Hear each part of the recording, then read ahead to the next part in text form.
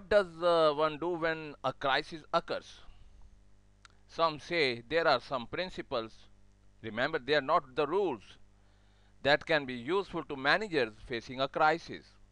The first principle is define the real problem. Crises tend to focus managers to think short term and focus on the narrow problem at hand.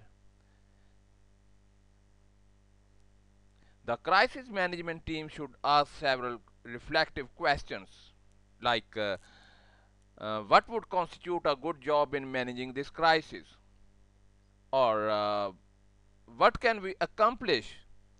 And what is impossible? The next principle is set goals and define the crisis strategy in light of those goals.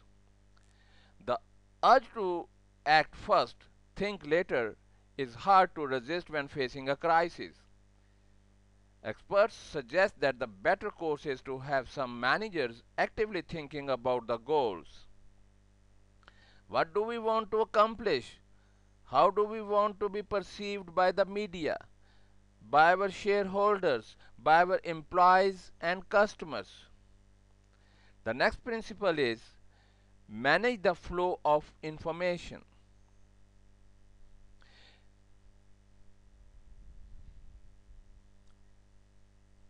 Experts advise managers to tell the story their way, consistently and frequently. Because electronic media repeat crisis stories quite frequently in a typical news day, managers have an opportunity to correct errors and should not permit an erroneous statement to stand unchallenged. The next principle is adopt a team approach. It is important to have one spokesperson designated at the outset and available to act on the company's behalf immediately. Successful companies have thought in advance about the skills each crisis team should possess. Legal, media, and government relation skills are essential in many crisis situations. The next principle is plan for the worst case. A crisis always has the potential to worsen, and managers need to anticipate the worst case possibility. It is tempting to assume a crisis will pass and the world will return to normal. Experience suggests it is wise to prepare for the worst. The next principle plan on the situation getting worse. By doing so, an organization can begin to see ahead and create contingency plans for communicating with key stakeholders, deploying resources, and organizing other companies and people for action. Next is follow up after the crisis is over.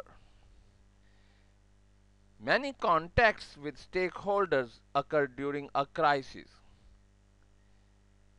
Experience suggests that a company can restore its image and reputation by dedicated follow-up to stakeholders.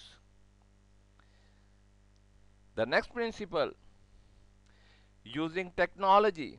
Information technology can be a powerful aid to a company facing a crisis and needing to communicate with stakeholders. Experts also advise that a company should measure the effectiveness of communication messages through polling, surveys, and focus group interviews. And finally, don't give up. This is the final principle. Don't give up. As bad as it can be for an organization, a crisis rarely destroys a well managed business. Leadership is vital if an organization's internal and external stakeholders are to believe that there is a bright future beyond the crisis. Log on to my website www.asifjmeet.com. I also ask you to visit my blog at asifjmeet.wordpress.com. Thank you for your time. Have a great day.